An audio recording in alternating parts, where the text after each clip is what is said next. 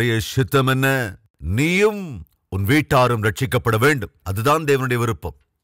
நோவாவினுடைய சிறப்பு என்னவென்றால், தன்னையும் தன்னுடைய வீட்டாரையும் கூட தான் ரட்சிப்புக்குள் வழிநடத்திக் கொண்டான், காப்பாற்றிக் கொண்டான். அதனால் தான் எசேக்கியேலின் புத்தகம் 14ஆம் அதிகாரம் 14ஆம் வசனம் இப்படி சொல்கிறது, நோவா, தானியேல், அதே போல யோபு தங்களை தாங்களே காத்துக் கொண்டார்கள் தங்கள் நீதியினாலே. அற்புதம்.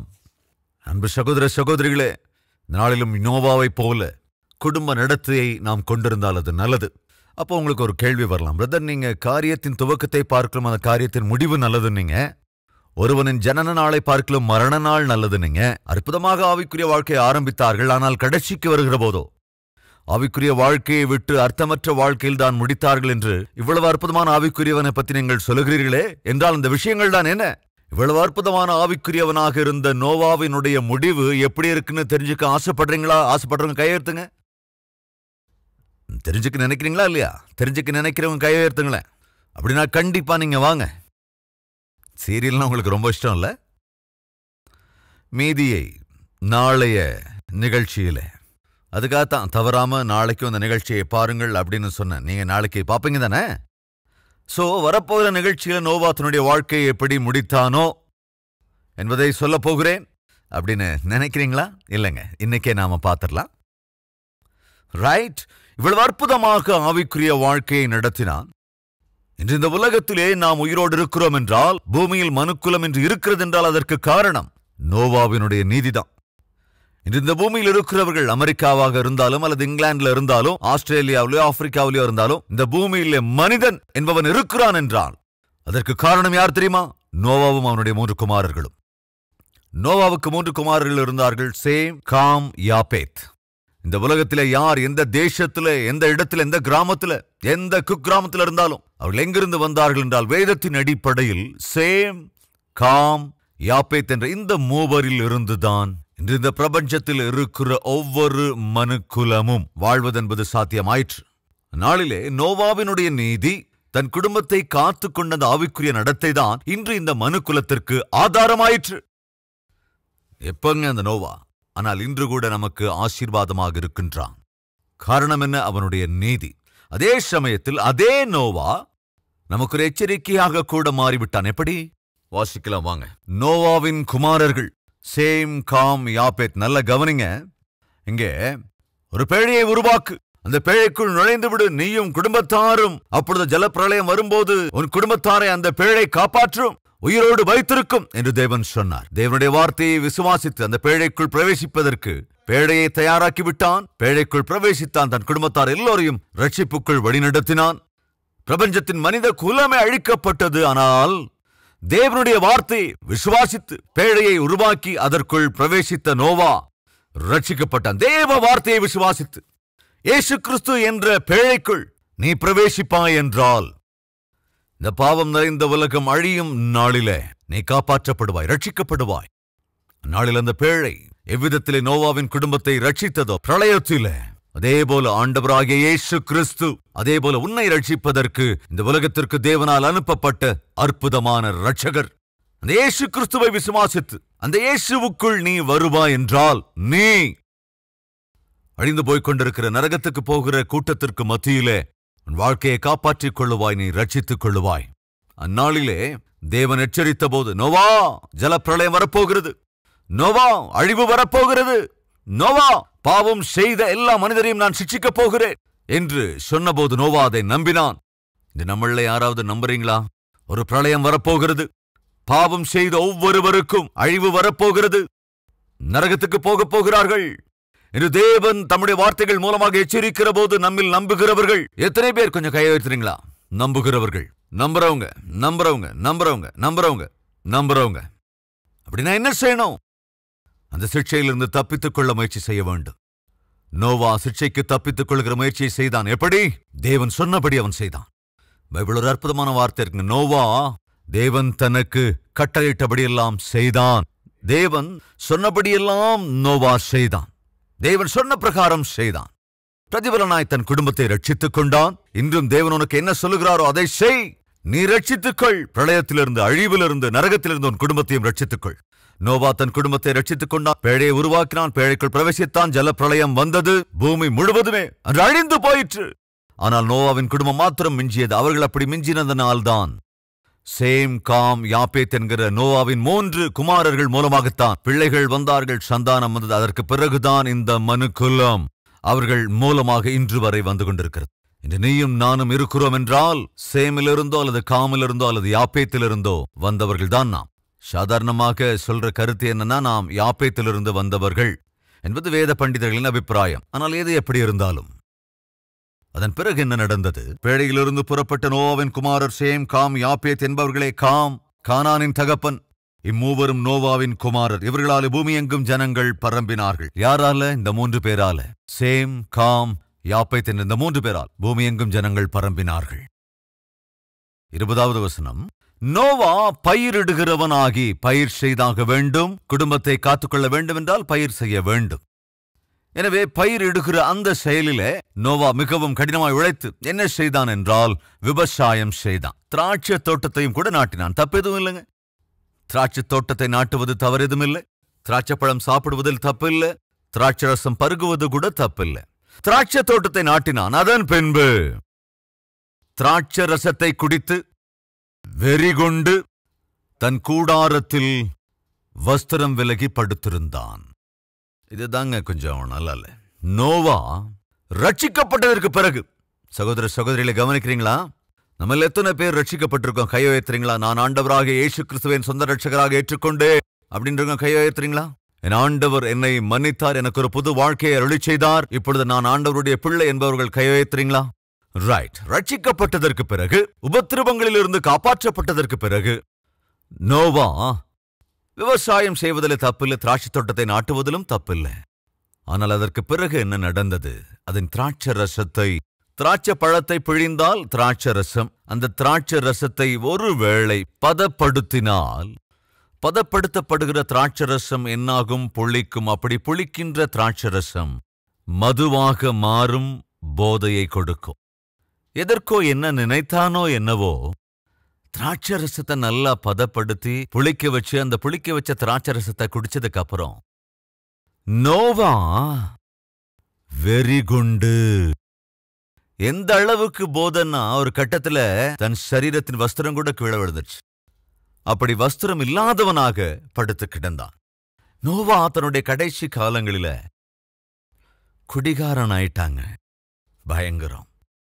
கடைசி நாட்களுக்கு வர வர பயங்கர குடிகாரனாகி விட்டான். பயங்கரம். ஒரு காரியத்தின் துவக்கத்தை பார்க்கலும் அந்த காரியத்தின் முடிவுதான் நல்லது. ஒருவனுடைய ஜனன நாளை பார்க்கலும் அவனுடைய மரண நாளும் நல்லது. நோவாவின் வாழ்க்கையை குறித்து நாம கொஞ்சம் கவனமா பார்த்தோம்னா, 6வது அதிகாரத்துல நோவாவை பார்க்கிறோம், 6ஆம் அதிகாரத்துல நோவாவை பார்ப்போம், 7ஆம் அதிகாரத்துல பார்ப்போம், 8வது அதிகாரத்துல பார்க்கிறோம். இந்த 8வது அதிகாரத்துல நாம் என்ன பார்க்கிறோம்? நோவாவின் கடைசி காலத்தை குறித்து, கடைசி நாட்களை குறித்து நாம் பார்க்கிற போது என்ன பார்க்கிறோம்? என்ன சம்பவத்தை நாம் பார்க்கிறோம் என்றால், வாங்க அதே போல 8ஆம் அதிகாரம் 9வது அதிகாரத்திலும் நோவாவை குறித்து பார்க்கிறோம், 7ஆம் அதிகாரத்திலையும் பார்த்தோம். ஆனால் இந்த கடைசி காலத்திற்கு வருகிற போது நோவாவினுடைய வாழ்க்கை, ஆதியாகமம் 9:21, அவன் திராட்சை ரசத்தை குடித்து வெறி கொண்டு தன் கூடாரத்தில் வஸ்திரம் விலகி படுத்திருந்தான். இதுதான் அங்கே நடந்த அந்த சம்பவம். அதை இங்கே தெளிவாக சொல்லப்பட்டிருக்கிறது. நோவாவை குறித்து கடைசியாக எழுதப்பட்டிருக்கிற அவன் வாழ்க்கையில் இடம்பெற்ற சம்பவம் எது என்று கேட்டால், நோவா திராட்சரசம் குடிச்சு குடிபோதையில வஸ்திரம் கூட விலகினவனாக படுத்திருந்தான். இதுதாங்க அங்க எழுதப்பட்ட. அதுக்கப்புறம் அடுத்த அதிகாரம் வரும்போது 10வது அதிகாரத்துல நோவாவின் குமாரராகிய சேம், காம், யாப்பேத் என்பவர்களின் வம்ச வரலாறு, ஜல பிரளயத்துக்கு பின்பு அவர்களுக்கு குமாரர் பிறந்தார்கள். அங்கிருந்து நோவாவின் குமாரர்களை பற்றி தான் எழுதப்பட்டிருக்கு.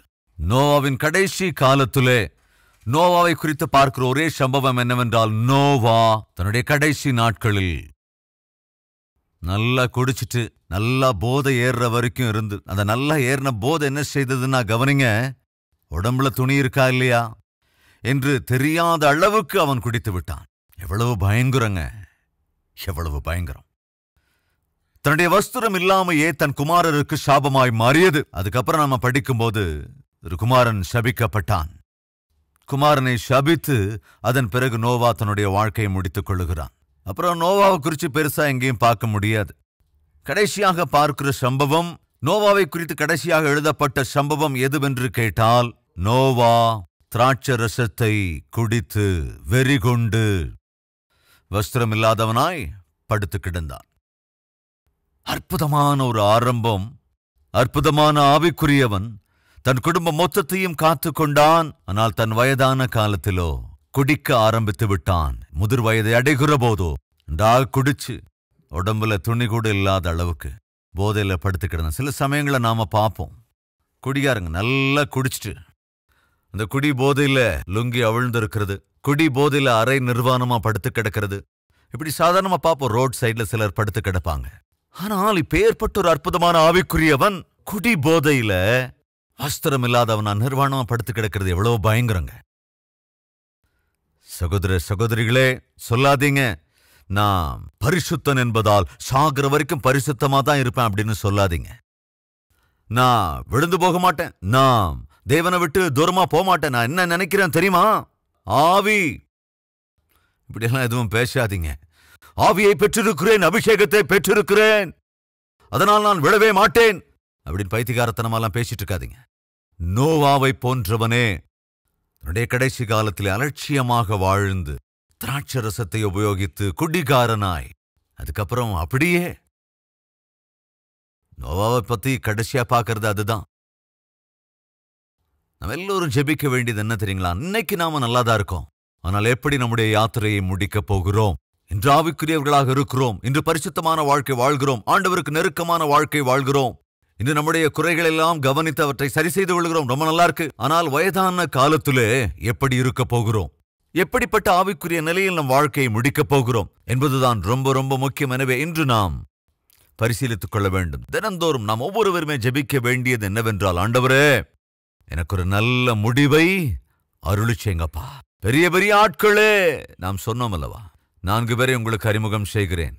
பெரிய பெரிய ஆட்களே தங்கள் முடிவு காலத்தில் வரும்போது பயங்கரம், மகா கோரம், அற்புதமான ஆவிக்குரியவர்கள் தான். ஆனால் தங்கள் கடைசி காலத்தில் ஆவிக்குரியவற்றை எல்லாம் இழந்து ஆவிக்குரிய பலவீனர்களாய் ஆகி அவமானத்துக்கு ஏதுவான மரணத்தை தழுவினார்கள். அப்படி நாம் இல்லாமல் இருக்க வேண்டுமென்றால் இப்படிப்பட்டவர்களின் வாழ்க்கையை கவனித்து நாம் கட்டாயம் எச்சரிப்புக்குள்ளாக வேண்டும். எதற்காக இவற்றையெல்லாம் தேவன் எழுத வைத்தார் என்றால், நாம் ஜாக்கிரதையாயிருக்க வேண்டும் என்று. நோவா நீதிமான் தான், உத்தமன் தான், ஆனால் கடைசி காலத்திலே பாருங்க குடிகாரன் ஆயிட்டான். இன்னைக்கு நம்ம மத்தியில் யாராவது இருக்கீங்களா? ஆரம்பம் நல்லா இருந்தது, ஆவிக்குரிய வாழ்க்கை ரொம்ப நல்லா இருந்தது, ரட்சிக்கப்பட்டாய், பாப்டிசம் எடுத்துக்கொண்டாய், வைராக்கியமா ஆண்டவருக்காக வாழ்ந்தாய், சாட்சியாக இருக்கிறவனாயிருந்தாய், ஆனால் இன்றைய காலகட்டத்தில் ஆவிக்குரிய வாழ்க்கை இழந்து விட்டாய். என்னானது அந்த ஜெபம்? ஆவிக்குரிய வாழ்க்கை என்னவாயிற்று? ஏன் இப்ப சாட்சி சொல்றதில்ல? ஏன் ஆலயத்து பக்கமே வர்றதில்ல? ஏன் முழங்கால் படியிடுறதில்ல? ஏன் வேதாகமத்தை வாசிக்கிறதில்ல? ஏன் ஆண்டவருக்காக நாட்களில் வைராக்கியமா நீ நிக்கிறது இல்ல? ஆவிக்குரிய காரியங்கள் என்னவாயிற்று? அவ்வளவுதான், முடிஞ்சு போச்சு.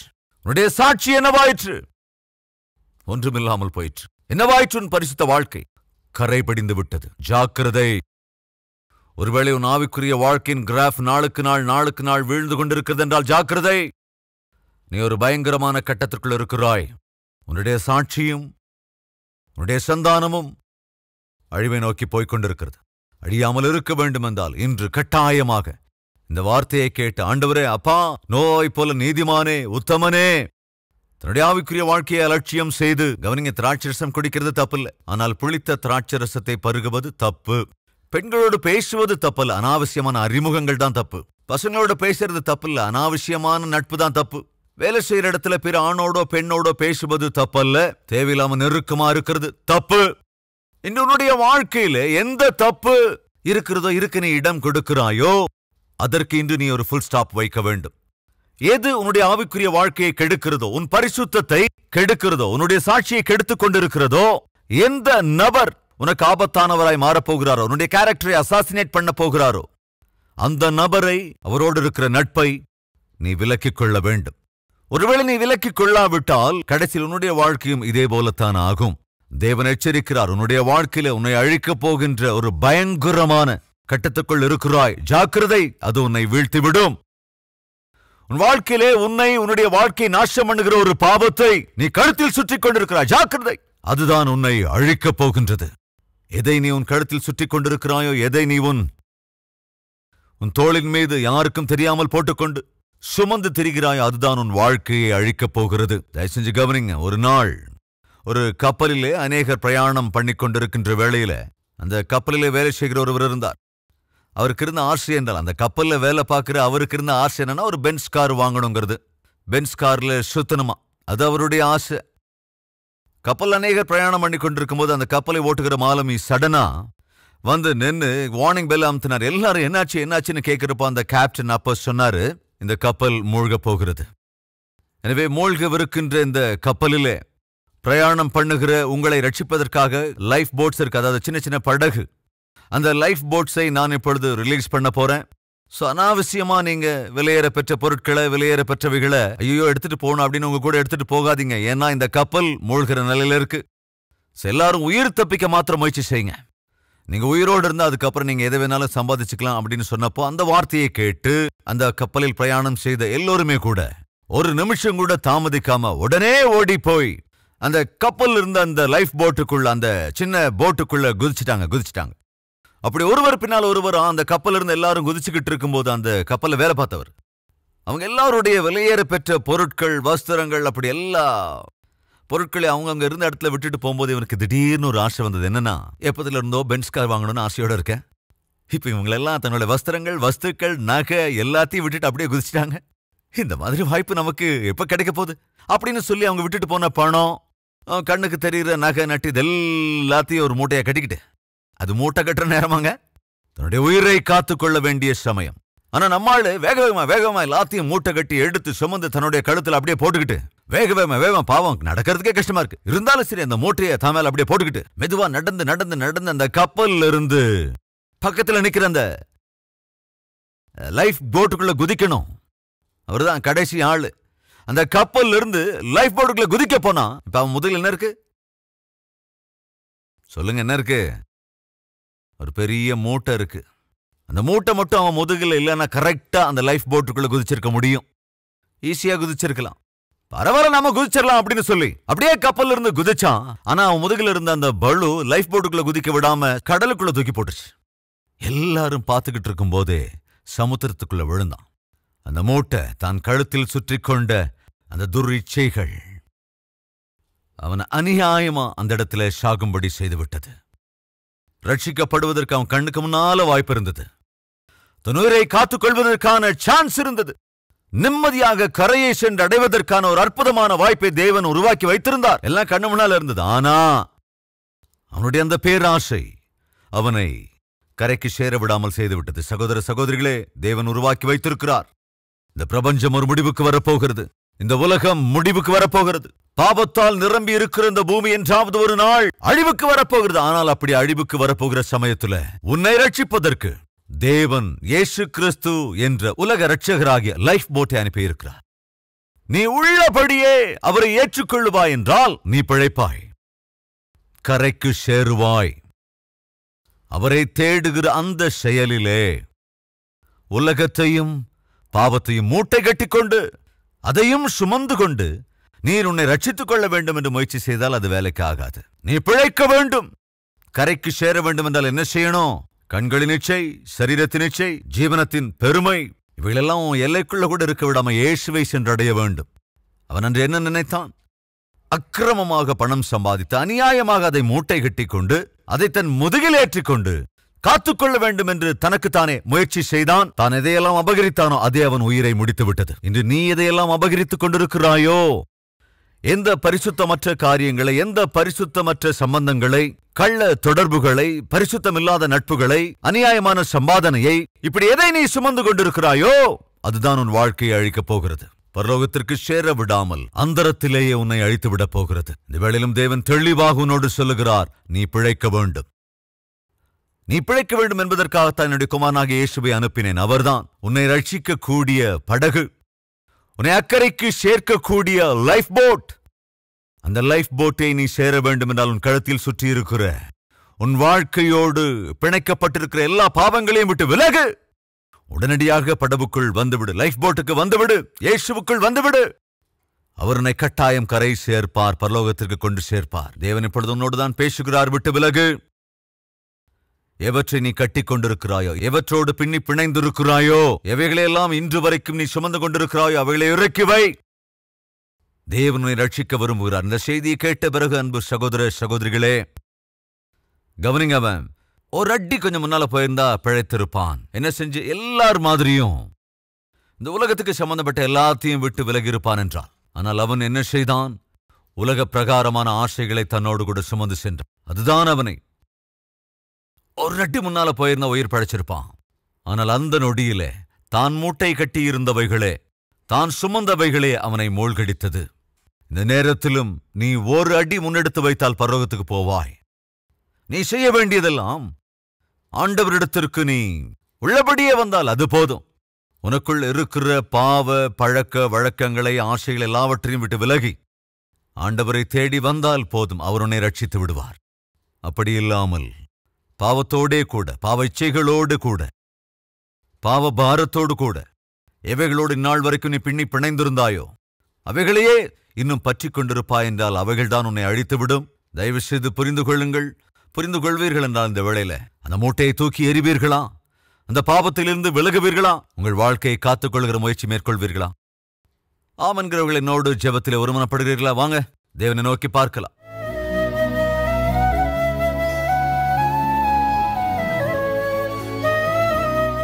மகா பரிசுத்தமும் அன்பும் நிறைந்த பிதாவே, இன்றும் எங்களோடு திட்டமாய் பேசியதற்காக நன்றி ராஜா. காரியத்தின் துவக்கத்தை பார்க்கலும் முடிவு நல்லது. ஒருவனின் துவக்கத்தை காட்டிலும் முடிவு நல்லது. நோவாவின் வாழ்க்கையை நாங்கள் பார்த்தோம். எவ்வளவு அற்புதமாய் தன் வாழ்க்கையை அவன் ஆரம்பித்தான். எவ்வளவு நேர்த்தியாய் ஆவிக்குரிய வாழ்க்கையை தொடர்ந்தான். இந்த மனித குலத்துக்கு ஆதாரமானான். தன் குடும்பத்தை ரட்சித்துக் கொண்டான். ஆனால் முடிவுக்கு வருகிற போதோ ஐயோ, மதுபானம் குடித்தவனாய், குடிகாரனாய், வஸ்திரம் இல்லாதவனாய், நினைவற்று படுத்து கிடந்தது. எவ்வளவு துரதிருஷ்டம், எவ்வளவு கவலைக்குரிய காரியம். ஆண்டவரே, என்னோட முடிவு நல்லா இருக்கணும். ஆண்டவரே, எங்க முடிவு நல்லா இருக்கணும் ஐயா. இந்நாட்களில் இருக்கிற எங்கள் ஆவிக்குரிய நடத்தையை விட வரும் நாட்களில் இன்னும் அற்புதமான ஆவிக்குரிய நடத்தையை நாங்கள் பெற்றுக்கொள்ள வேண்டும். நாளுக்கு நாள் உமக்குள் நாங்கள் நெருங்க வேண்டும். நாளுக்கு நாள் உம்முடைய சாயலில் மாற வேண்டும். ஒவ்வொரு நாளும் உம்முடைய சுபாவத்தை நாங்கள் பழக்கமாக்கிக் கொள்ள வேண்டும். உமக்குள் நாங்களும் எங்களுக்குள் நீரும் இருக்க வேண்டும். எங்களை பார்க்கிறவர்கள், எங்கள் உறவினர்களோ, எங்களுடைய நண்பர்களோ, உடன் விசுவாசிகளோ, உடன் பணியாளர்களோ, உடன் படிக்கிறவர்களோ யாராக இருந்தாலும் எங்களில் உம்மை காண வேண்டும். அப்படிப்பட்ட ஆவிக்குரிய வாழ்க்கை அருளுங்கப்பா. எங்களில் சில பேர் ஒரு காலத்தில் ஆவிக்குரிய வாழ்க்கை வாழ்ந்து இன்று கெட்டுப்போன நிலையில் இருக்கிறார்கள். மீண்டு வர முடியாமல் பாவத்துக்குள் வீழ்ந்து போயிருக்கிறார்கள். ஆண்டவரே, அவர்கள் பாவத்தை அறிக்கை செய்கிறார்கள், பாவ மன்னிப்பை கேட்கிறார்கள், தங்கள் வாழ்க்கையை அர்ப்பணித்திருக்கிறார்கள். ஏற்றுக்கொள்ளுங்க ஆண்டவரே. மறுபடியும் உம்முடைய கிருபையை அருளிச் செய்து, மறுபடியும் உம்முடைய ஆவியினால் நிறைத்து, மறுபடியும் உம்முடைய பாரத்தினால் நிறைத்து, அற்புதமான ஆவிக்குரியவர்களாய், அற்புதமான ஊழியக்காரர்களாய் உம்மை சேவிக்கிற கிருபையை அருள வேண்டும் என்று இயேசுவின் நாமத்தில் வேண்டிக் கொள்கிறோம் பிதாவே. ஆமென்.